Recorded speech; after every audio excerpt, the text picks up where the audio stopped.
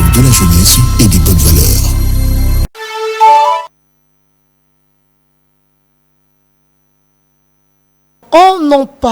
On en parle, votre rendez-vous quotidien, votre rendez-vous citoyen pour décortiquer désormais le sujet, les thématiques, les enjeux qui touchent notre vie à nous de tout le jour. On parle donc de cette réalité que nous rencontrons. Vous connaissez tous les défis que vous devrez relever chaque matin, tout le soir, chaque jour que vous vous levez ou vous dormez. Alors que ici, c'est votre rendez-vous de tous les jours. Mais le rendez-vous est pris officiellement pour chaque lundi, mercredi et vendredi à 9h pile. Mais nous parlerons de tout le sujet quotidien sans pour autant oublier un seul. Ce qui se passe le mardi, nous le traitons le mercredi. Ce qui se passe le jeudi, nous le traitons le vendredi avec vous et c'est pour vous. Mais aujourd'hui, nous plongeons au cœur d'une réalité qui touche la ville de Kinshasa à chaque saison de pluie. Nous avons essayé d'en parler autrefois, mais aujourd'hui, nous serons un peu plus larges. Il s'agit des inondations. Mesdames et messieurs, les inondations est plus que ces simples phénomènes climatiques que vous connaissez. Vous parlez tout le temps de réalité climatique, vous condamnez la pluie, mais vous oubliez que c'est en réalité une véritable catastrophe humanitaire et environnementale. Au-delà du fait d'être ces phénomènes climatiques, tout simplement. Alors, ici, nous allons essayer de recevoir pour vous un expert, mais qui sera également accompagné par certaines voix extérieures qui aussi essaieront d'accompagner cette thématique afin de répondre à vos attentes. Alors, quand je parle de cet expert, je fais rien doute allusion à Monsieur Gédéon Mena. Gédéon Mena est ces jeunes qui œuvrent depuis un certain moment dans l'éducation de population, dans le geste écologique, dans l'éco-citoyenneté, la responsabilité de population dans la protection de l'environnement. Alors, il est coordonnateur de Congo Green. Congo Green est l'une des structures qui mène régulièrement de Clean Up Day. Ici, il va également en parler et nous parlerons de résultats de ces Clean Up Day et qu'est-ce que cela apporte comme impact dans la société congolaise. Mais pour l'instant, laissez-moi les découvrir et nous allons entrer rapidement dans le vif de notre sujet. Le fleuve Congo est sorti de son lit à Kinshasa, la capitale de la République démocratique du Congo, submergeant la majeure partie de la cité. Cela s'ajoute aux inondations meurtrières et massives en RDC qui auraient déjà coûté la vie à plus de 300 personnes dans tout le pays. À Kinshasa, le niveau du fleuve Congo atteint 6,2 mètres, soit presque le record établi en 1991. Les autorités font état de milliers de bâtiments inondés. Les agences humanitaires mettent en garde contre la propagation des maladies d'origine hydrique.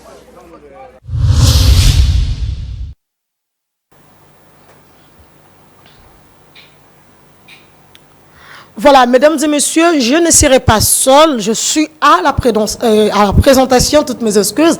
Je suis Bébira Marilou Bokola, mais à la réalisation, il y a Gantra Bunga et derrière les caméras de KMC, il y a Yohan Foutila qui également est avec nous, sans oublier la régie qui est tenue par Monsieur Benjamin Louyeye. Alors, sentez-vous à l'aise de découvrir ce qu'il y a ici sur ce plateau avec notre invité, l'expert en gestion environnementale, en gestion de déchets et éducation de population à l'éco-citoyenneté, Monsieur Gédéon Mena, coordonnateur de Congo Green. Bonjour, monsieur. Bonjour, Madame Babira, ravi de vous revoir. Ah, c'est un plaisir partagé, merci bien beaucoup. Que ce n'était pas facile pour moi de vous avoir. Ok, on est là. Et pourquoi ça a pris du temps? Ouais, on avait des activités sur terrain. C'était la semaine des World Clean Up Day, la journée mondiale du nettoyage. Donc nous étions sur terrain, il fallait suivre, il fallait sensibiliser. Là, je suis dispo. pour vous. Là, vous êtes dispo pour nous et pour le fidèle téléspectateur de Kyria Media Channel. Notre chaîne est réputée pour être la chaîne de bonnes valeurs et surtout de la jeunesse. Vous êtes jeune, ça peut se voir par votre apparence. J'apprécie surtout que les bonnes valeurs, c'est la protection de l'environnement, c'est le bien-être de l'être humain. Voilà pourquoi nous sommes là. Et merci à Kyria pour cette invitation. Merci beaucoup, mais nous allons rapidement rappeler à M. Benjamin Louyeye de pouvoir nous balancer une vidéo qui nous relate une réalité. Vous verrez et je vous dirai ensuite de quoi est-ce qu'il s'agit, puisque vous êtes déjà sur ce plateau. Ok, merci.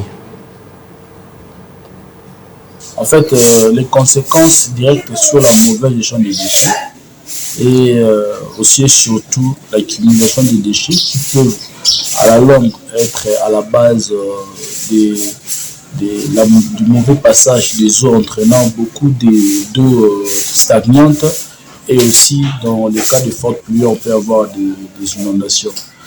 Et ça compter bien sûr par la suite, ça va entraîner de mauvaises odeurs qui va donc polluer l'environnement et rendre ainsi la vie de la population difficile dans ces contrées-là qui sont affectées directement par...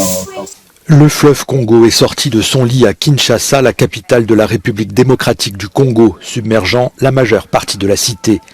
Cela s'ajoute aux inondations meurtrières et massives en RDC qui auraient déjà coûté la vie à plus de 300 personnes dans tout le pays. À Kinshasa, le niveau du fleuve Congo atteint 6,2 mètres, soit presque le record établi en 1991. Les autorités font état de milliers de bâtiments inondés. Les agences humanitaires mettent en garde contre la propagation des maladies d'origine hydrique. Voilà. Monsieur Gédéon, avez-vous suivi avec nous cette vidéo? C'est un reportage d'un média réputé, reconnu, qui parle d'une ville que vous connaissez, que le public connaît également. Je l'ai vécu parce qu'en ce moment-là, j'étais à Kinshasa pour différentes activités et je vous dis c'était triste. C'était triste de voir cette réalité qui devient malheureusement habituelle pour nous. Donc ça devient un fait, on sait que quand il pleut, il y aura des inondations, il y aura des écoulements et c'est vraiment triste de voir des images pareilles. C'est vraiment triste, tout le monde sait que c'est triste, ce n'est pas toujours une évidence de rencontrer certaines réalités et surtout quand il s'agit d'une ville miroir, de la capitale d'un grand pays au cœur de l'Afrique. Alors en tant qu'expert, là vous avez parlé comme un citoyen, on a compris votre amertume, mais en tant qu'expert, quand vous voyez de telles images, la première lecture que vous faites est laquelle? Négligence. Je dirais négligence parce que c'est un fait qu'on peut éviter, qu'on pouvait éviter, parce que ce n'est pas la première fois, elle dure depuis des années. Et malheureusement, elle est les conséquences d'une mauvaise gestion organisée. C'est-à-dire les inondations sont des faits naturels. Mais ceux de Kinshasa ne sont pas seulement naturels, elles sont aussi dues à cette mauvaise gestion qu'on a accumulée durant des années, à savoir les routes, les constructions, les caniveaux, les entretiens, l'assainissement, des choses qu'on a négligées qui aujourd'hui nous rattrapent. À quel niveau, quand vous parlez de la négligence de routes, de caniveaux? Laissez-moi me faire rire. Une fois, je viens qui doit dire est-ce que Kinshasa est un Mikandanioso ou ville et c'est bien ma ville? C'est pour dire quoi? On a des autorités qui sont censées prendre leurs responsabilités, à savoir organiser l'évacuation des déchets, curer les caniveaux, sensibiliser à la propreté, à l'assainissement et aussi veiller à ce que les normes d'urbanisme soient respectées dans la ville. Et Kinshasa a failli de ces côtés-là. Dans quelle mesure, quand vous dites a failli? Seulement parce que vous avez parlé de la négligence dans la gestion, dans l'organisation, ou parce qu'il y a vraiment des actes palpables qui démontrent que Kinshasa a failli? Avez-vous une carte qui représente l'urbanisation de Kinshasa? Elle doit exister. Existe-t-elle? Comment se présente-t-elle? C'est triste à voir. Parce que hier, j'étais à Matete. Je vais prendre une ruelle pour sortir vers le boulevard. Mais c'est sur la route. C'était dans quel quartier déjà? Je ne me rappelle pas trop le quartier Kinshasa, je ne suis pas trop fréquent. Mais c'était juste en passant comme ça. Et c'est triste à savoir. Voilà pourquoi il est temps, il est plus que temps. Parce que tout ça peut être évité, peut être changé. Alors nos autorités doivent s'investir dans l'urbanisation, la sensibilisation et dans la protection des citoyens. Laissez-moi vous dire que quand on parle d'environnement, on ne voit pas que les arbres, la faune et la flore, on voit l'homme. L'homme fait partie de l'environnement. Assainir, c'est aussi protéger l'homme. Construire dans les normes, c'est protéger l'homme. Et c'est dans tout ça que Kinshasa, pas seulement Kinshasa, mais la RDC, parce que les inondations, on voit Kinshasa. Mais ce n'est pas que le cas à Kin, hein. C'est dans plusieurs provinces. Moi, j'étais au Congo central, il y a des endroits où les inondations font aussi des ravages. On n'en parle pas parce que c'est en province. Alors, on doit changer cette mentalité, cette manière de faire les choses et investir plus dans la gestion de nos villes, la gestion des déchets, la gestion de l'environnement.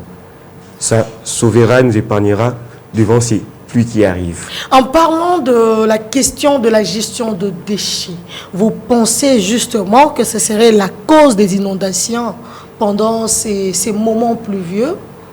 Actuellement, je dirais que c'est l'une des principales causes. Pourquoi? Le principe de l'inondation, la gestion des déchets. En fait, c'est déjà... Ou la mauvaise gestion des déchets. Rentrons en fait la pluie.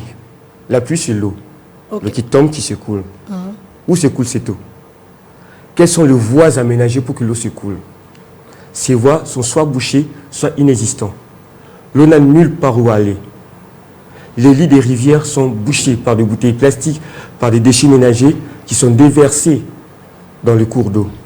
Conséquence, l'eau n'a nulle part où aller. Et il vient s'introduire dans nos maisons. Asa personne là la thé. Aïe na qu'on a biso.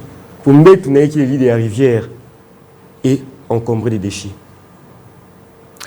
Et là, si on pourrait partir en échelle de responsabilité, le caniveau soit inexistant, soit bouché.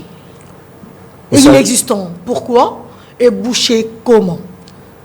Inexistant parce que les autorités n'ont pas bien urbanisé la ville, si je peux dire ça comme ça. Et bouché? Bouché parce que la population n'est pas éduquée à ne pas jeter dans les caniveaux. Et qui devrait éduquer la population, M. Gédéon?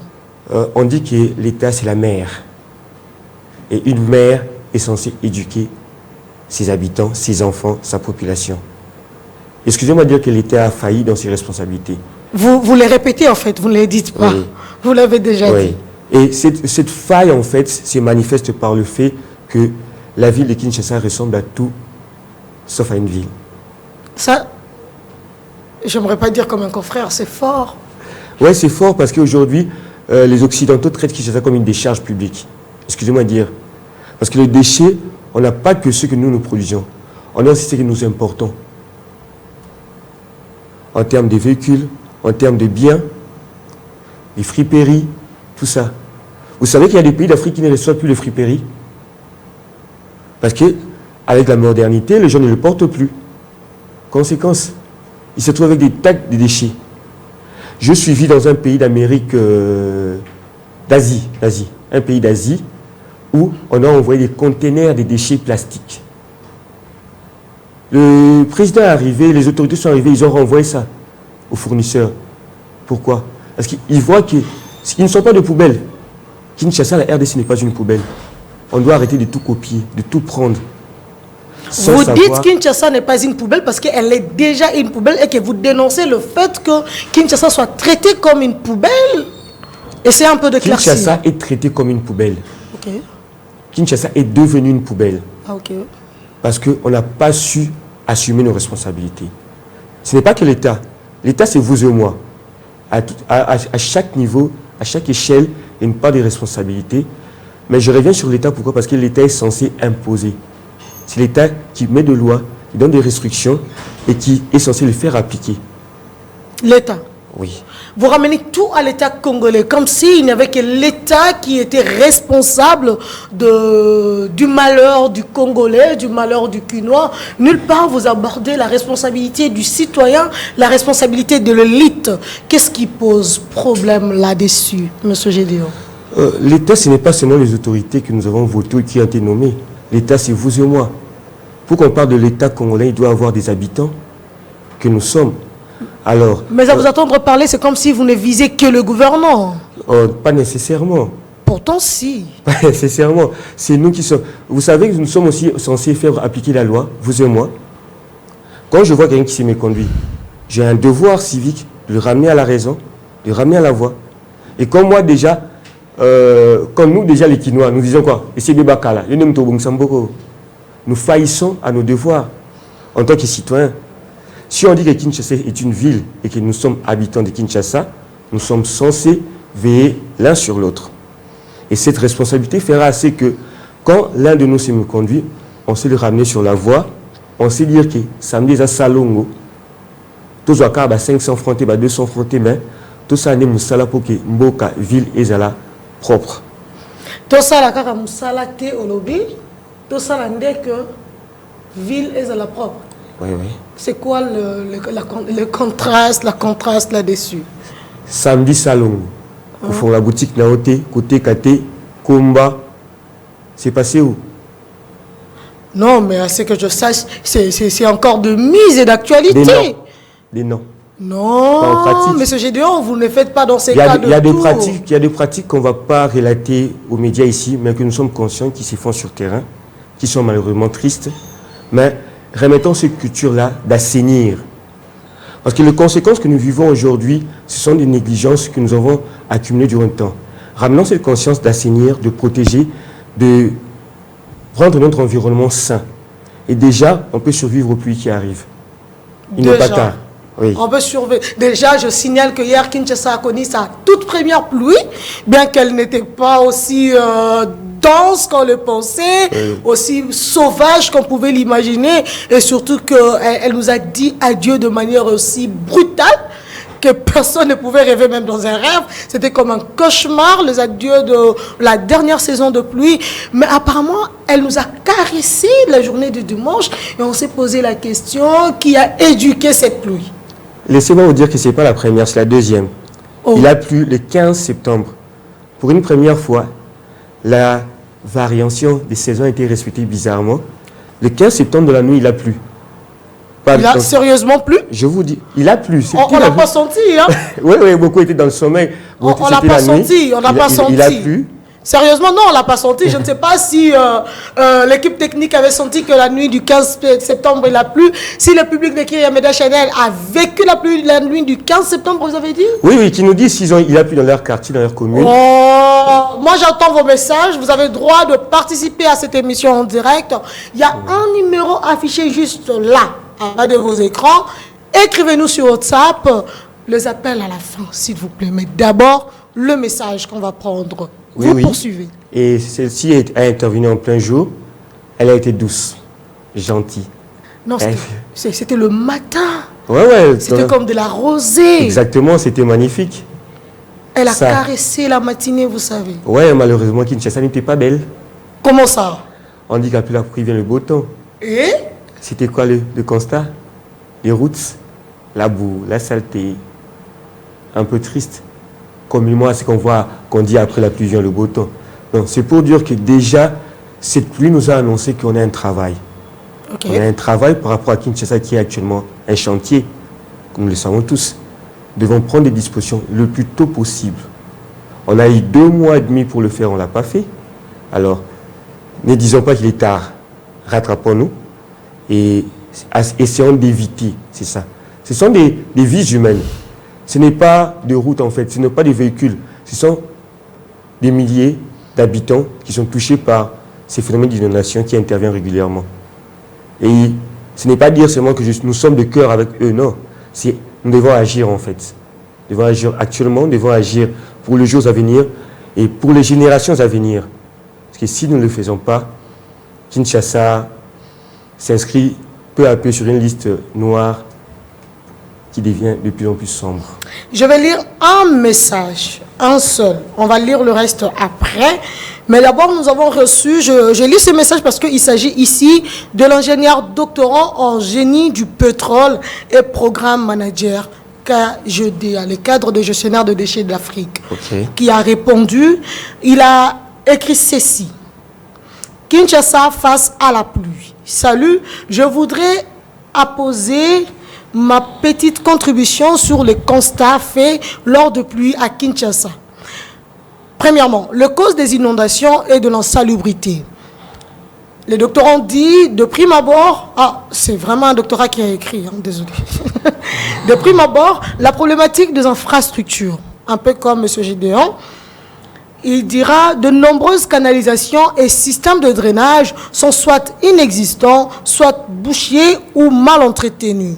Les réseaux d'égouts est insuffisant en rapport avec la démographie de Kinshasa.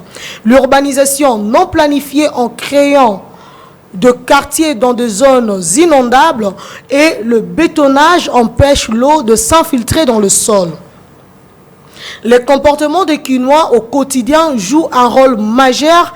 La gestion des déchets est un défi majeur.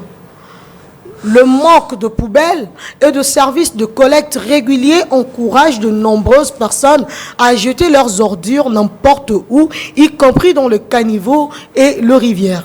Pendant la saison de pluie, ces débris se transforment en de barrages et provoquent le débordement des eaux et des inondations. Monsieur Gédéon Mena, avant de prendre la deuxième question, est-ce que cette cause ou ces causes sont-elles vraiment ce que vous venez de décrire? Ou vous pensez encore commenter? Merci, je remercie les docteurs, ingénieurs, je remercie tous les membres du KGDA pour leur implication habituelle dans la cause environnementale. Okay. J'ai dit simplement qu'il a relaté des faits réels et vrais. Et la liste est longue. La liste est très longue parce que les problèmes, il y en a un tas. Un tas, il a épinglé quelques problèmes. Et je comprends simplement par ce message qu'il nous faut agir. Ok, dans ce cas, on va prendre le deuxième point. Il parle du rôle de différents acteurs. Il dit, les autorités font face à des défis énormes. Le détournement est devenu un facteur qui consomme le moyen financier d'équipement et de personnel, rend la tâche de gestion de déchets et de maintenance des infrastructures très difficile. Le manque de bonne coordination entre les différents services municipaux, malgré les campagnes de nettoyage sont suivies à long terme. Apparemment, vous êtes sur une même longueur. Quant à la population, beaucoup de Kinois sont conscients de problèmes, mais se sentent souvent impuissants. Le manque de services de collecte formels et l'habitude de jeter le déchet dans la rue est profondément ancrée. La méfiance entre la population et les autorités demeure un obstacle à la collaboration. Les habitants peuvent avoir l'impression que le gouvernement ne fait pas sa part et en retour, les autorités peuvent percevoir un manque de civisme de la part de la population. Est-ce vraiment les autorités peuvent apercevoir ou percevoir un manque de civisme de la part de la population que vous décrivez n'est pas être éduqué par l'État? J'ai dit simplement que la population a l'impression qu'elle est abandonnée. Si les autorités présentent la voie, le peuple suivra. Laissez-moi vous dire. Il est plus que temps de revoir les politiques de Kinshasa en termes de gestion et d'organisation. Il est plus que temps parce qu'on parle ici de Kinshasa, Asika, Nouvelle Cité, tout ça. Mais à quoi elle ressemblera dans 10 ans, 20 ans? Avec la démographie galopante de Kinshasa. Il est plus que temps parce que, vous voyez, le développement d'une ville ne se fait pas seulement en termes de construction. C'est en termes de planification, en termes d'organisation, en termes d'anticipation. Et tout ça doit être prévu. Il a par exemple du fait béton. Y a-t-il des égouts à Kinshasa? J'ai été surpris, j'ai passé vers le grand marché où des travaux sont en train d'être faits, d'aménagement, de construction et tout. J'ai vu qu'on a construit des caniveaux, c'était bien, mais ils se déversent où? Nous sommes à Gombe. Je crois que vous êtes conscient que les eaux usées de Gombe se déversent dans le fleuve Congo. Ces caniveaux sont dans quel état? Depuis les Belges jusqu'à aujourd'hui, et ne sait même pas. Non, mais récemment, il y a eu curage le long du boulevard du 30 juin. Je parle des caniveaux, parce que je parle des égouts, parce que tous ces caniveaux se déversent pas directement dans le fleuve. Ils passent par des égouts pour aller dans le fleuve. Avez-vous des caniveaux qui vont directement dans le fleuve? Ils sont à compter. Les égouts sont abandonnés. Donc la politique est totalement à revoir. Mais je ne suis pas être seulement dans le négatif. Je veux aussi dire que c'est possible de redorer l'image de Kinshasa. C'est possible de sauver des vies. Il est encore temps de prendre des mesures conséquentes. Carrément de détruire même des quartiers si possible. Mais il y a un point que j'aimerais vraiment qu'on aborde à fond. Oui. Le civisme de la population. Pour les doctorants Fleury, ils pensent que l'État congolais, les gouvernants, voient la population pour des personnes en manque de civisme. Entre-temps, vous êtes parmi ceux-là qui œuvrent dans l'éducation de la population, dans l'éco-citoyenneté. Alors, quand vous voyez un tel argument, et surtout que ça vient d'un expert du KGDA, un expert en gestion de déchets qui dit que cela est vu comme un manque de civisme, justement. Vous êtes là un éducateur en civisme écologique.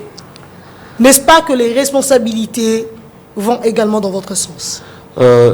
Sous cette casquette, je dirais ceci. La semaine que l'on est passée, c'était la semaine de la World Cleanup Day, la journée mondiale de nettoyage. Mon équipe, moi et les partenaires étions à Mwanda, étions à Boma et à Kinshasa. Okay. À Kinshasa, je suis Kinshasa parce qu'on parle de Kin. On a travaillé les élèves du lycée Pico et du collège Notre-Dame. On est parti du terminus, du lycée Pico, en passant par terminus, Super Lemba, sous-région, et on a chuté au point de collecte, c'était juste à l'échangeur de l'IMT. C'était la sensibilisation, c'était de l'éducation. On n'a pas seulement agi en collectant les bouteilles plastiques, en collectant les déchets sur notre route, mais on a éduqué des élèves, des jeunes qui représentent l'avenir. L'éducation, c'est la clé de toute communauté, de toute population, de toute une vie en fait. Mais l'éducation en termes de protection et de préservation de l'environnement est une situation, et permettez-moi de dire, amère. Parce qu'on éduque, on sensibilise, mais martèle longtemps sur les problèmes environnementaux, sur le problème d'assainissement, sur ces problèmes de gestion des déchets actuellement. Ce qu'il faut faire, c'est il faut inclure dans le programme de nouvelle citoyenneté, de l'éducation de la jeunesse, inclure la gestion ou la protection de l'environnement. Il faut inclure ça de manière à ce qu'à permettre à ce que tôt, sur le banc de l'école, que le jeune apprenne à protéger, à assainir son environnement. Et ne pas se limiter seulement à l'école, aller dans les églises, aller dans les communautés, aller même dans les entreprises. Parce que la gestion des déchets concerne toutes les couches de la population. Alors, on va, avant d'aborder les solutions concrètes selon les propositions de l'ingénieur génie en pétrole, M. Fleury, on va essayer d'aborder un autre volet de cette problématique des inondations, le volet santé. On a ici deux interventions de deux experts en santé. Le premier, c'est le docteur Délicie Simba, qui a essayé également de nous faire parvenir ses idées. Et le second, c'est le docteur Dominique, qui aussi a essayé de nous faire voir de l'impact négatif d'une gestion échec, si je peux le dire comme ça, de l'environnement. Alors, quand la gestion de l'environnement n'est pas bien faite, il y a des conséquences, mais il y a également des avantages quand on sait suivre de près la gestion de déchets. On va donc se confier à la régie. En fait, les conséquences directes sur la mauvaise gestion des déchets et aussi et surtout l'accumulation des déchets qui peuvent à la longue être à la base du mauvais passage des eaux entraînant beaucoup d'eau stagnantes, et aussi dans les cas de forte pluie on peut avoir des inondations, et ça compter bien sûr par la suite, ça va entraîner de mauvaises odeurs qui va donc polluer l'environnement et rendre ainsi la vie de la population difficile dans ces contrées-là qui sont affectés directement par ces phénomènes de la mauvaise gestion des déchets. Alors indirectement, bien sûr, la conséquence sera que les déchets qui ne sont pas bien gérés vont entraîner la multiplication de beaucoup de micro-organismes qu'on appelle communément des microbes, en l'occurrence de bactéries. Et aussi, il faut noter la multiplication des agents vecteurs. tels que les mouches et les moustiques, qui pourront bien sûr faciliter ainsi le transport de tous ces micro-organismes, donc les bactéries et les virus, les parasites, etc. Alors, les maladies qui vont en découler, donc il y a des maladies bactériennes, particulièrement la salmonellose, qu'on appelle communément la fièvre typhoïde, qui est aussi une maladie de main sale. Donc, les mouches vont transporter ces bactéries et avec tout ce que nous voyons dans nos petits marchés, les aliments exposés, donc ces vecteurs peuvent contaminer donc la nourriture et ainsi entraîner les maladies telles que la fièvre typhoïde. Et à part ça, on a aussi beaucoup d'autres maladies. J'ai tantôt parlé des moustiques aussi. La mauvaise gestion des déchets entraîne, donc c'est un bon milieu pour permettre à ce qu'elles puissent se développer et ainsi transporter les parasites et contaminer la population, donc par le paludisme, qui est la maladie la plus mortelle sur cette planète ou dans nos régions tropicales. On a aussi des maladies virales telles que la polio aussi, la poliomyélite. Alors, c'est une maladie virale dont la contamination aussi bien sûr est causée par des agents vecteurs qui transportent la bactérie, le virus causant cette maladie et ainsi affectant la population. Récemment, on a même décrété un cas d'épidémie de la choléra. Oui, la choléra aussi fait partie, qui est une maladie bactérienne, bien sûr, fait aussi partie des maladies qui sont causées par la mauvaise gestion des déchets. Alors, pour le point suivant, le rôle de l'État et des institutions, quelles actions l'État et les autorités sanitaires pourraient-ils mettre en œuvre pour atténuer ces risques? Bon, l'État, dans toute chose dans la société, a toujours le rôle principal. En fait, c'est lui le moteur. Déjà, l'État doit commencer par éduquer sa population à savoir comment gérer les déchets. Ok. La gestion de déchets sur la ville de Kinshasa pose problème. Pourquoi? Parce qu'il n'y a pas une politique environnementale mise en place. Or, la politique environnementale mise en place doit commencer par le ménage, doit commencer par une sensibilisation, parce que aucun projet de santé publique ne peut réussir s'il n'y a pas une participation communautaire. Dans les cas sous examen, c'est commencer par bien éduquer nos ménages, c'est-à-dire au niveau de chaque ménage, il doit y avoir la répartition des déchets. Les déchets de cuisine, les déchets biodégradables et les déchets non biodégradables. Cela fera que au niveau des dépôts déjà, parce que c'est à ce niveau-là, il doit y avoir, on fait le tri. Au niveau tertiaire, on fait le tri. Au niveau de chaque commune ou chaque avenue, il doit y avoir des poubelles publiques. Prenons chaque coin, c'est-à-dire un coin de référence, il doit y avoir des poubelles publiques où l'on doit placer les déchets. Au niveau de chaque commune, il doit y avoir une poubelle centrale communale et puis au niveau urbain. Et comme on sait par exemple qu'on peut placer notre ville, par exemple notre ville est grande, on peut mettre en place une politique, par exemple, des 4. On peut mettre une politique par exemple de 4 grands points de recueillement de déchets répartis en 3. Parce que cela va faciliter. On se dit par exemple, avec le déchet non biodégradable, on peut le recycler. En forme aujourd'hui, c'est que nous avons, ce que nous appelons parfois on peut faire le recycler, faire le bitume. Je prends l'exemple, nous avons travaillé un projet dans la ville de Kananga, il y a plus de 10 ans passés, où nous avons recyclé les déchets non biodégradables, les sachets et les autres, et on a produit le bitume qui a construit pour section Kananga et un terrain qui est au niveau de la mairie. C'est grâce aux déchets non biodégradables. Aujourd'hui, les autres déchets biodégradables peuvent servir dans la fabrication de beaucoup d'autres choses de l'autre côté. Ce qu'il faut comprendre aussi, c'est que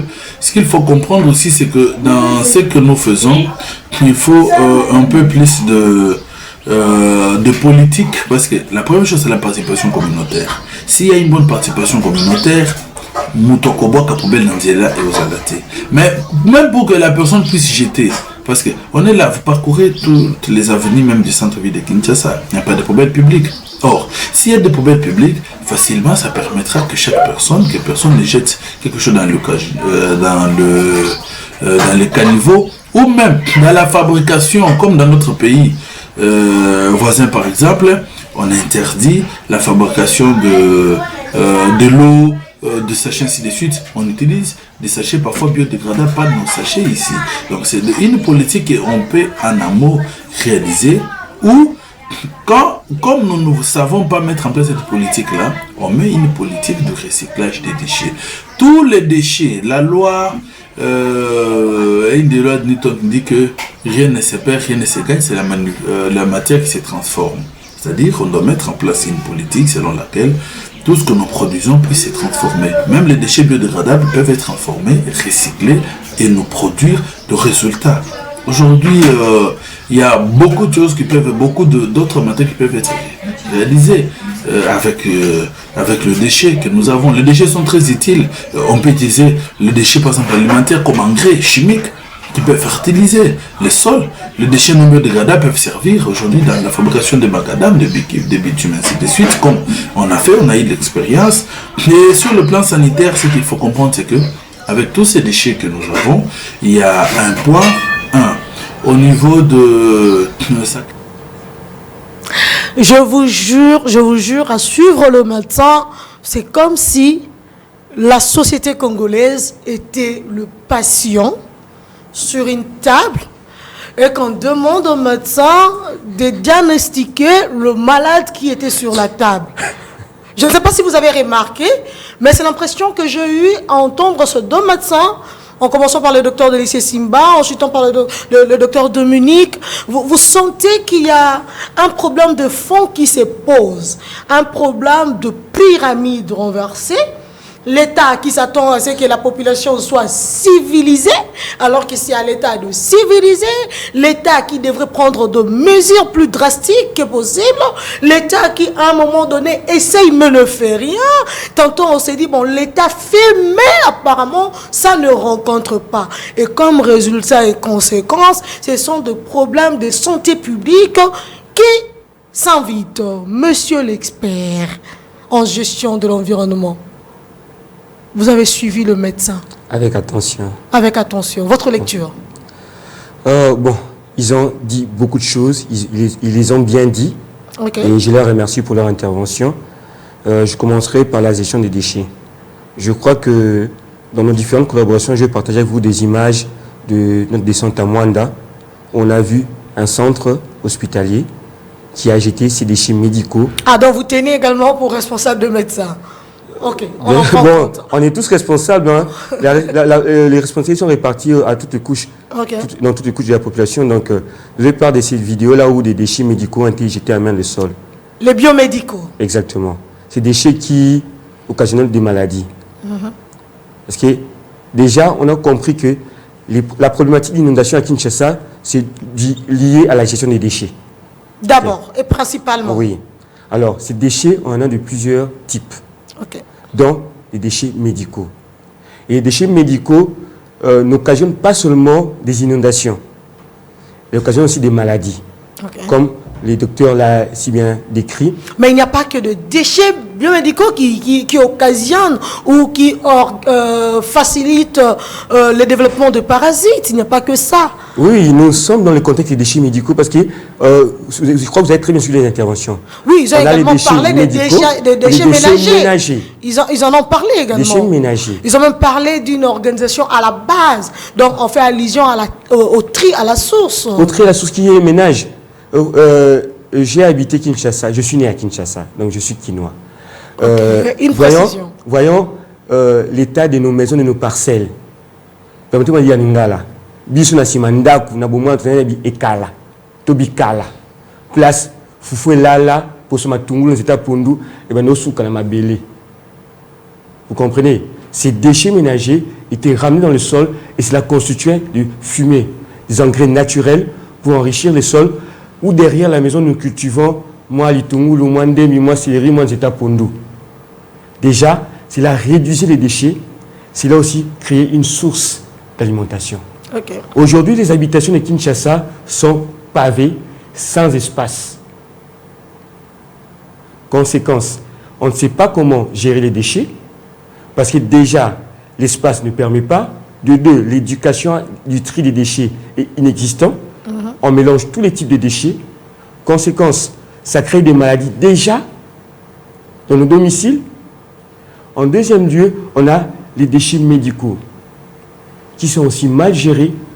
Parce que vous savez que les déchets médicaux peuvent ne pas seulement créer des palous ou la diarrhée ou le choléra, mais peut aussi être à la base de virus. Transmission, inventaire de maladies. Oui, oui. Des bactéries peuvent se développer et créer une situation sanitaire grave dans la ville. Juste parce qu'un ou des centres, on veut négliger par exemple une souche qui ne devait pas se retrouver dans la nature. Ok. Donc, ce sont des cas qu'il faut traiter avec attention. Et voilà pourquoi, quand on parle de gestion des déchets, quand on parle de gestion de l'environnement, on associe toutes les couches de la population. Que ce soit les ingénieurs pour l'urbanisation, que ce soit les médecins pour la gestion des déchets, que ce soit les politiques, que ce soit les entreprises. Toutes les couches sont concernées parce qu'il s'agit des vies. Pas d'une vie, mais des vies. Et les êtres vivants, ce n'est pas vous et moi. C'est la faune, c'est la flore, c'est l'humain, c'est la nature, c'est la planète elle-même qui vit. Et quand on néglige tout ça, laissez-moi vous dire, la Terre, pas en tant que sol, mais la Terre comme planète se meurt. Quand on néglige certains aspects de la gestion de déchets, la terre comme sol s'émère. C'est ce qu'on doit déduire, oui. N'est-ce pas? Oui. Alors moi, je vais rappeler à nos fidèles téléspectateurs que notre téléphone est bien ouvert et nous attendons vos appels. Alors, sentez-vous à l'aise, exprimez-vous, dites-nous c'est à quoi vous pensez. Et surtout qu'il s'agit de votre capitale, vous êtes habitant de Kinshasa, vous êtes congolais, n'hésitez pas de nous faire savoir ce que vous pensez de la situation de votre ville actuellement, que les pluies sont là. La pluie est là. Et la réalité est sans doute inévitable. On ne souhaite pas le mal, mais nous connaissons l'état dans lequel notre ville se trouve. On sait qu'à peine l'hôtel de ville a essayé de lancer avec les travaux de réhabilitation de routes. Il y a même certains axes qui ont été... avec lequel on a démarré le travail de réhabilitation. Ça fait déjà 4 mois, 5 mois, 1 an je dirais, mais que les travaux ont soit avancé à moitié, soit rien fait du tout. Il y a quand même des endroits où on peut dire que ça a été une avancée, mais quand vous trouvez des avancées, c'est soit les caniveaux bouchés et que la chaussée est en bon état. Alors, nous connaissons la réalité de nos villes, de notre ville de Kinshasa.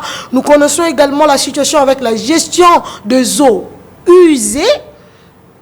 Tout ce qui vient de chez nous, nous connaissons comment ça se passe. Nous connaissons ce que nous faisons de nos déchets plastiques, comme venait de le dire M. Gédéon Mena, voire nos déchets biomédicaux. On sait ce qu'on en fait, on s'expose tout le jour. Les experts en santé ont essayé de parler de risques que nous encourons avec la mauvaise gestion de déchets. Nous connaissons ces risques, mais est-ce que nous sommes déterminés à changer? Alors, M. Gédéon Mena, on va poursuivre. En attendant, on reçoit les appels.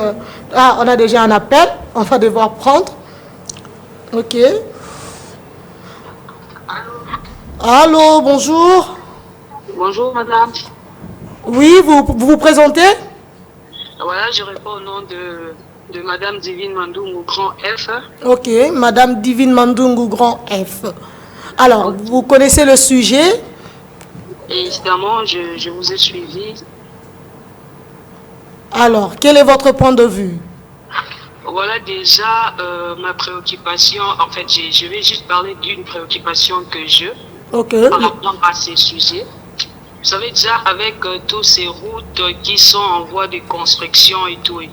En tout cas, ma plus grande peur est que pendant ces temps de pluie, pendant ces saisons plutôt de pluie, et que cela nous crée beaucoup plus de problèmes en ce qui concerne les inondations, par exemple, plus des embouteillages et tout, parce qu'on sait lorsqu'il pleut dans notre ville, il y a des catastrophes qui se passent.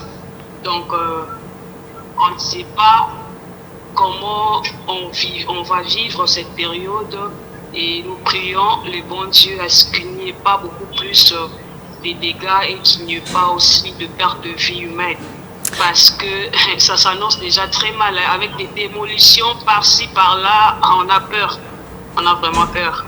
Mais vous avez peur. Mais en vrai, s'il faut préconiser quelque chose, quelle serait votre proposition de solution ou une porte de sortie de crise?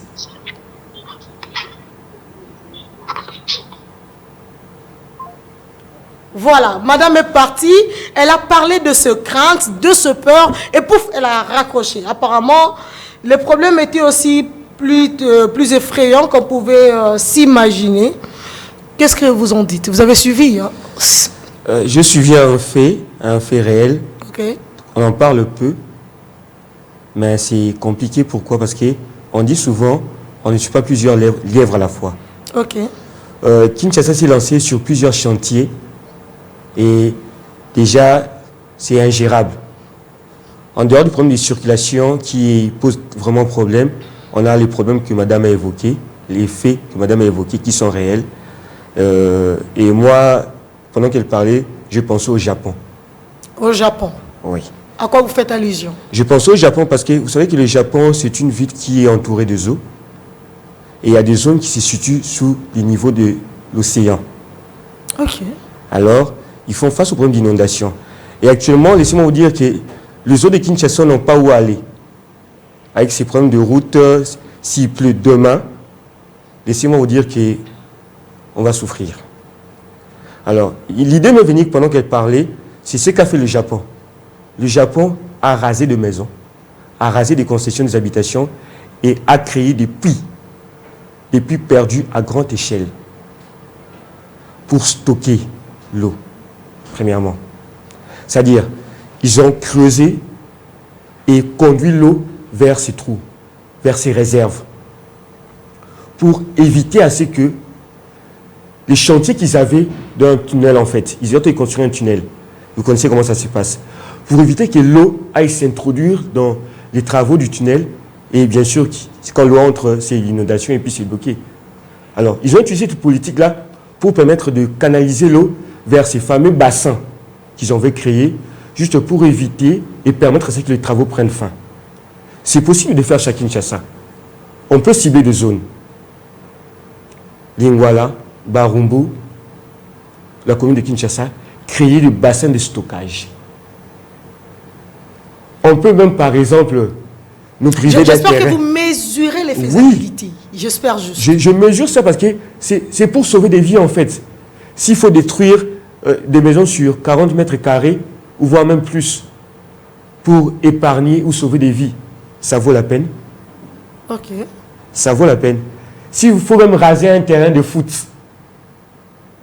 ça vaut la peine. Sans oublier qu'il y a déjà des procédures de démolition en cours. On ne parle pas encore de comment ça s'est fait. Et surtout que vous le savez comme moi, que l'urbanisme aujourd'hui est une question au-delà de la technique.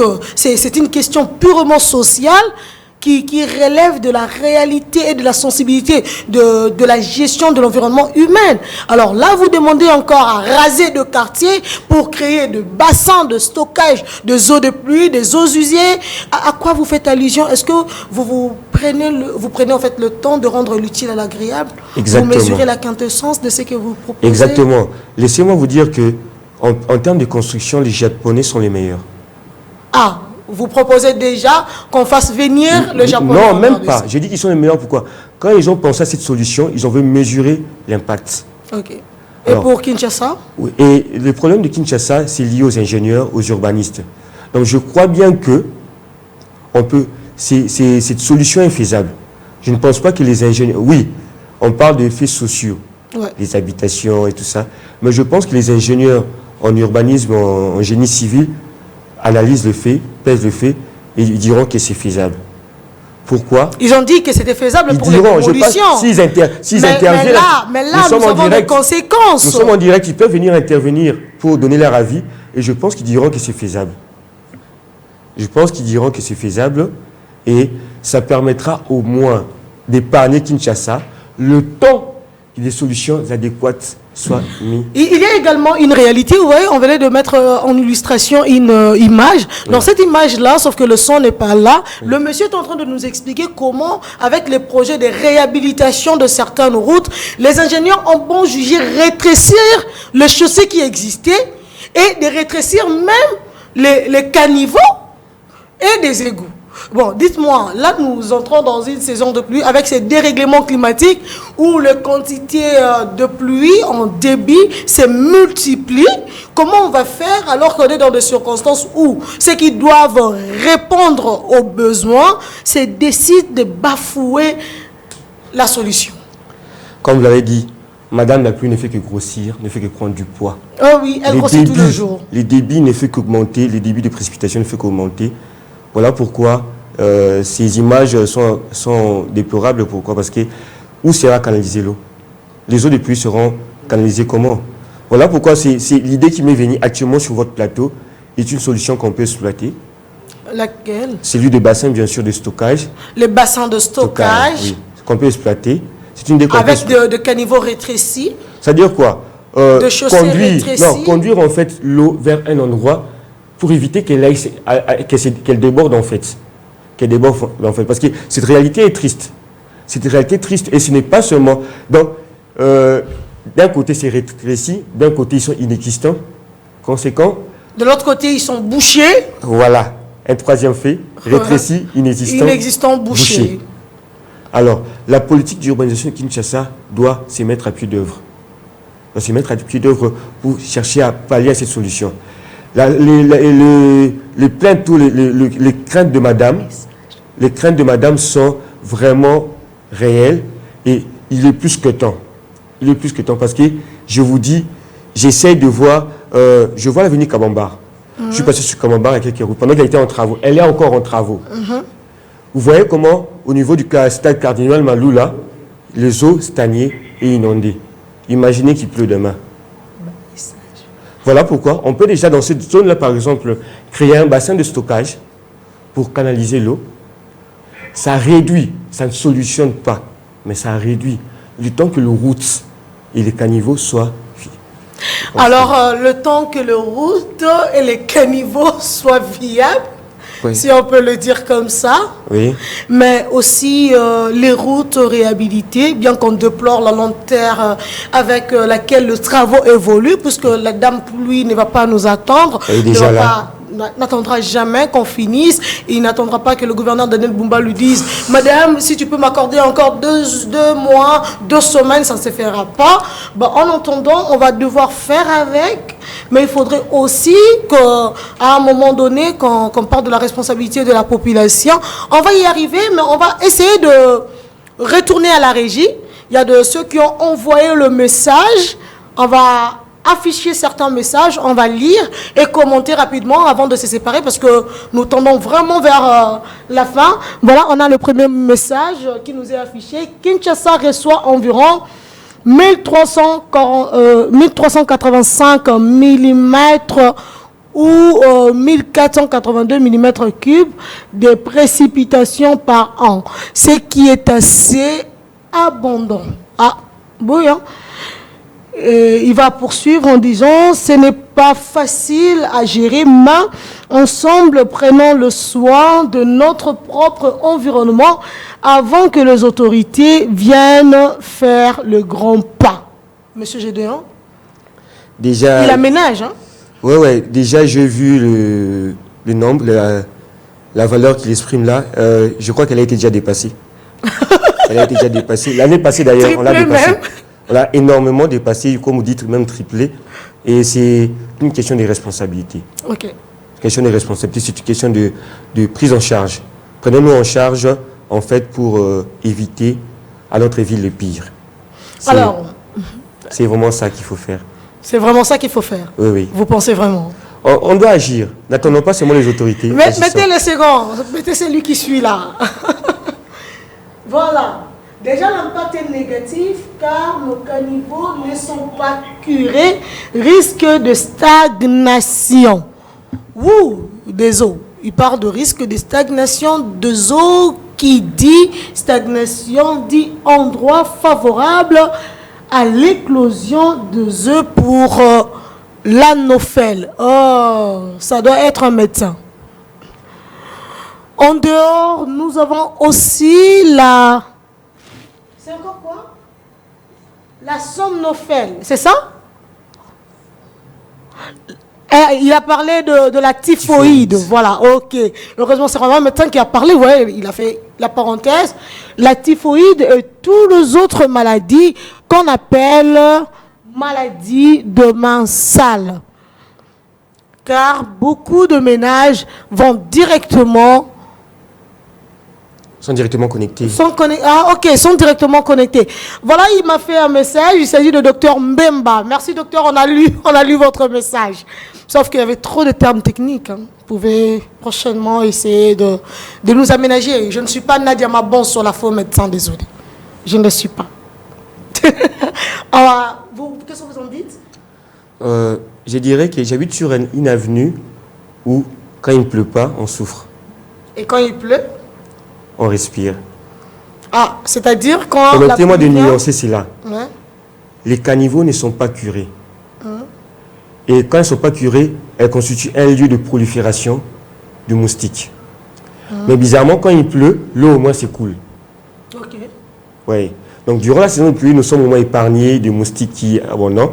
Mais durant la saison sèche, elles sont abondantes. D'où l'importance de curer régulièrement les caniveaux. Et surtout, de ne pas jeter les déchets, les immondices dans les caniveaux. C'est tant de choses très importantes. Parce que vous voyez que ces sujets nous amènent en médecine, ces sujets nous amènent en architecture, en urbanisme, ces sujets nous amènent dans la situation de vie de la population au quotidien, d'où il faut agir. D'où il faut agir. On va passer à un autre message. Je ne sais pas si on parviendra à tout lire parce que là, on est vraiment au bout de nos 60 minutes. On sera obligé de chuter. Ok. Donner des moyens aux services d'hygiène, la désinfectation, j'espère qu'il voulait dire ça, le curage de caniveaux et éviter les stagnations d'eau va nous aider à pallier à la situation. Ceci est une proposition à court terme. Sinon, à long terme, disponibiliser le moyen dont la prévention, vaccination est une politique sanitaire stricte. Vous êtes d'accord? Je sens que ce sont des médecins qui interviennent. Oui, apparemment les médecins se sont vraiment concernés. Ils se sont concernés plus que n'importe qui. C'est une question de santé publique. Les gens sont exposés à des maladies par faute d'une mauvaise gestion de l'environnement. C'est normal que ce soit plus de médecins qui réagissent que d'autres secteurs. Bien que les architectes et urbanistes devraient également. J'ai suivi dernièrement des chercheurs qui ont développé une souche de moustiques stériles. C'est-à-dire? C'est-à-dire des moustiques qui vont mettre dans l'environnement, qui vont se multiplier et à la longue créer une race de moustiques stériles. Qui ne rendent pas de gens malades. Qui ne se reproduisent pas. En ne se reproduisant pas, il n'y a pas d'œufs, donc il y a moins de moustiques, il y a moins de moustiques, il n'y a pas de maladies. Moins de moustiques, pas de maladies. Oui. Entre-temps, on continuera à avoir de moustiques ordinaires. Laissez-moi vous dire que la moustique n'est pas seulement là comme vecteur transmetteur de maladies. Hein. C'est une créature, c'est un être vivant, comme on le dit souvent. Et elle a un rôle qu'elle joue dans la nature, qui n'est pas seulement de transmettre la malaria. Okay? Donc, enlevons la moustique comme responsable, bien comme cause de ça. Mettons plutôt des politiques, mettons des méthodes pour mieux gérer nos déchets. Mettons. Au moins, pour une fois, vous parlez du nous, d'une responsabilité collective. Ce n'est pas que l'État. Vous reconnaissez qu'en tant qu'acteur de développement, vous avez votre part. On va prendre un autre commentaire. La réduction des obstructions. Ok, aux canalisations et aux égouts, diminution des eaux stagnantes, tout le monde parle des eaux stagnantes, ça revient, moins de pollution de l'eau et moins de risques d'infection localisées. C'est encore le docteur Mbemba. Ok, les médecins. Le médecin. Toujours les médecins. Ouais. Mais j'aimerais bien avoir des urbanistes et des architectes, des ingénieurs. Les urbanistes et architectes, essayez un peu de rencontrer. Oui, réagissez s'il vous plaît, parce qu'on a besoin de vos avis, parce que c'est notre ville qui souffre, on doit tous intervenir, on doit tous nous mettre à l'action pour essayer de solutionner ces problèmes, pourquoi pas aussi faire des pétitions communes et présenter aux autorités? Et surtout, je rappelle que la corporation des urbanistes ont récemment publié un communiqué selon lequel ils n'étaient pas d'accord avec la politique urbaine de la ville de Kinshasa et de toutes les villes de la République démocratique du Congo. Ils pensent que, je parle des urbanistes congolais, ils pensent qu'il faut révisiter cette politique de gestion de nos villes. Et là même, j'aimerais qu'il soit sur ce plateau, le président de la corporation, l'urbaniste Joël Kianabassi. Là, vous êtes convoqué officiellement ici pour parler de la politique de l'organisation spatiale des villes congolaises. Ça, c'est impératif et vous n'avez pas le droit de dire non. Ils font allusion au béton. Parmi leurs revendications, ils font allusion au béton parce que, oui, aujourd'hui, le béton, c'est route durable, mais c'est aussi eau qui ne s'infiltre pas dans le sol. Eau qui ne s'infiltre pas dans le sol et les conséquences aussi, c'est les mêmes. Les caniveaux n'existent pas et tout. Mais ce qui est vrai, le béton, c'est durable, c'est efficace pour les villes comme Kinshasa. Donc les urbanistes font allusion au béton. Non, c'est parmi leurs revendications. Ils veulent que la ville de Kinshasa soit bétonnée totalement. Non, c'est comme ça qu'aujourd'hui, on voit le béton de part et d'autre. Non, ils se plaignent de l'usage du béton. Ah, ok. Ils se plaignent de l'usage du béton. Parce qu'utiliser le béton à grande échelle, c'est-à-dire que c'est empêcher l'eau de s'infiltrer dans le sol. Empêcher l'eau de s'infiltrer dans le sol. Alors qu'actuellement, la ville de Kinshasa a opté pour le bétonnage. Oui. Ok, quand l'eau ne s'infiltre pas, elle va où? Parce qu'on sait tous que l'eau de pluie, soit elle s'infiltre, elle s'évapore, ou elle est canalisée. Ouais. Si déjà, elle s'évapore parce qu'on a un soleil ardent, quand elle ne s'infiltre pas, elle va où? Elle doit couler. Quand elle ne coule pas où il faut, on revient au même problème. Des inondations. Exactement. Des eaux stagnantes, comme le disent le médecin. Il présente déjà un problème en amont qu'on a négligé, qui nous rattrape aujourd'hui avec les inondations. Donc déjà, ils en vont anticiper le problème des inondations en disant que le béton, c'est bien, mais quand vous construisez en béton, il faut aussi prévoir des égouts, prévoir des canalisations. Malheureusement, les canalisations sont rétrécies aux côtés de béton. Okay. Mais pourquoi l'autorité a seulement opté pour le béton? Vous avez parlé de l'espace. Hein. À Kinshasa, excusez-moi, Kinshasa centre-ville, hein, je précise. À Kinshasa centre-ville, il n'y a plus d'espace. Okay. Mais à Kinshasa province, il y a de l'espace. Ah, de l'espace, d'ailleurs là-bas c'est encore de la bourbe, il ne faudrait même pas en parler. Je ne sais pas si ce sera encore possible de récupérer la zone rurale de la ville de Kinshasa. Oui, c'est possible. Non, dans quelle mesure? Parce que les gens construisent de manière anarchique, on lotit, on ne sait pas qui lotit, il y a une mauvaise urbanisation. Monsieur Gédéon, c'est encore à boire et à manger. Vous mettez de la salive dans la bouche là. C'est encore possible parce que jusque-là, je ne crois pas avoir entendu des inondations à Nsélé. À Maluku. Mais avec l'incivisme de la population. Oui, voilà pourquoi il est temps. La mauvaise gestion de déchets. La mauvaise politique d'urbanisation. Il est temps. Il est temps. Les cadastres qui tracent, qui est censé conduire les chemins d'urbanisation, doit agir aussi dans ce sens-là. Il est encore temps de sauver Kinshasa. Alors, à la question sur l'avantage de la bonne gestion de déchets, les docteurs, il est beaucoup revenu, hein. Il tient à ces sujets. Il dit, déjà, ça nous aide à lutter contre la malnutrition et la santé mentale. Donc, pour lui, la bonne gestion de l'environnement protège la santé mentale. Proposer un aménagement urbain responsable, exactement ce qu'on vient de dire, la gestion de déchets, l'assainissement de l'eau, ce qu'il faut savoir est que la solution est multisectorielle, urbanisme, santé, hydrologique et environnement. Voilà, la santé dans un tout, selon le docteur Mbemba. Oui. Je dirais déjà, quand on parle de déchets, on parle de pollution. Ok? Il a parlé de la santé mentale. Exact. Ouais. Ok, quand on parle des déchets, on parle de pollution, et on a les pollutions de toutes sortes. On a la pollution sonore, on a la pollution aérobique, aérienne, et puis on a la pollution des déchets, comme nous l'évoquons tout ça. Alors, quand on dit la santé mentale, vous savez que les déchets non traités, maltraités, nuisent au bon développement mental de l'être humain. ces odeurs, ces odeurs qui asphyxient, qui étouffent en fait, empêchent les cerveaux de réfléchir comme il se doit. Ces différents paramètres sont très importants. Voilà pourquoi nous le disons à chaque fois.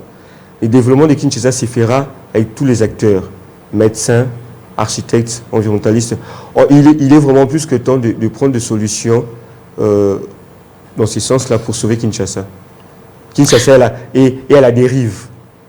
Et la dérive, il faut la repêcher. Alors, j'aimerais rapidement vous demander de mobiliser la population, parce que là, nous chutons.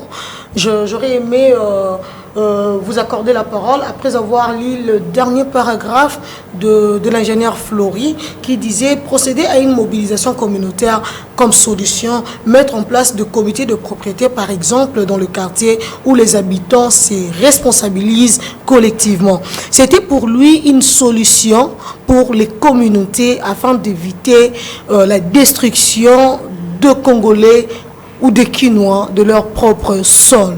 Alors ainsi, j'aimerais également vous inviter, vous, comme ceux-là qui se sont soumis au même exercice, d'avoir un mot de responsabilité face à la population quinoise par rapport à ces fléaux qui nous guettent tous.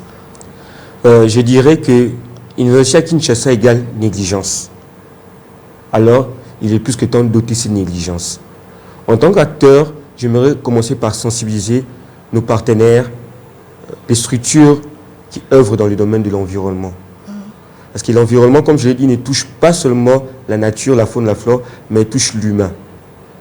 Et l'environnement ne mange pas seul. Elle marche avec la santé, elle marche avec l'éducation et tant d'autres domaines qui font que l'humain vive. Alors, il faut commencer par l'éducation. Là, commence éduquer nos enfants à l'école, à l'église qui est au milieu de l'éducation, à nos partenaires, aux structures qui œuvrent dans le domaine, sensibiliser, à la communauté civile, aux services communautaires. Ne vous lassez pas. Sauvons Kinshasa de la dérive. Sensibilisons à grande échelle, à petite échelle. Cette année, dans Congo, nous avons une devise qui dit action locale, impact global. Si nous sensibilisons dans différentes zones, ceux qui sensibilisent à Matete, à Lemba, à Kinseso, à Gomafula, à Lemba, à Gombe, à Kinshasa, tout cela constitue un front commun. Et c'est par ce moyen-là que nous arriverons à toucher un grand nombre de la population. Et de cette manière-ci, nous ferons le changement de mentalité que nous voulons devienne des choses concrètes et réelles. Merci beaucoup, Monsieur Gédéon Mena. Nous avons compris, chers fidèles téléspectateurs, que quand on parle de l'environnement, quand on parle inondation, quand on parle gestion de l'environnement, ce n'est pas seulement une question de ramasser le sachet, de planter des arbres, mais c'est une question à multiples dimensions. En fait, vous ne serez pas en quiétude, en sécurité, si vous vivez dans un environnement malsain. Nous remercions notre expert du jour, M. Gédéon Mena. Nous rappelons que vous êtes coordonnateur de Congo Green, une structure avec des statistiques sérieuses.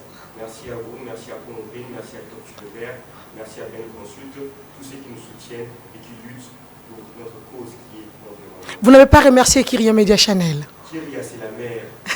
La mère, Kyria a fait un travail magnifique. Merci. Aux téléspectateurs qui suivent Kyria, restez fidèles à cette chaîne et vous ne serez pas déçus. Merci de comprendre qu'on en parle, c'est votre rendez-vous citoyen. On en parle, c'est votre voix, c'est votre vie, votre quotidien. Vous êtes une priorité, donc on en parle. On en parle parce que ça vous concerne, ça me concerne, ça le concerne. Ça concerne Yohan Futila, ça concerne Gaëtan Bunga et Gaëtan Mbangu, Gantra Bunga, Aris Mbangu, non, qu'est-ce que je dis aujourd'hui? Aris Mbenga, voilà. Ça concerne Christani Mambimbi, ça concerne Stéphanie Pania, Ketia Boloua, on en parle et ça nous concerne. C'est notre rendez-vous citoyen. Restez scotchés, branchés chaque lundi, mercredi et vendredi sur Kyria Media Channel à partir de 9h. Notre téléphone restera ouvert. Écrivez-nous appelez-nous. Le numéro est justement là. Alors n'oubliez pas, il s'agit de vous, pas de quelqu'un d'autre. Et si vous ne faites rien, personne d'autre ne le fera. C'était Bébira Marie Loubokola. Merci.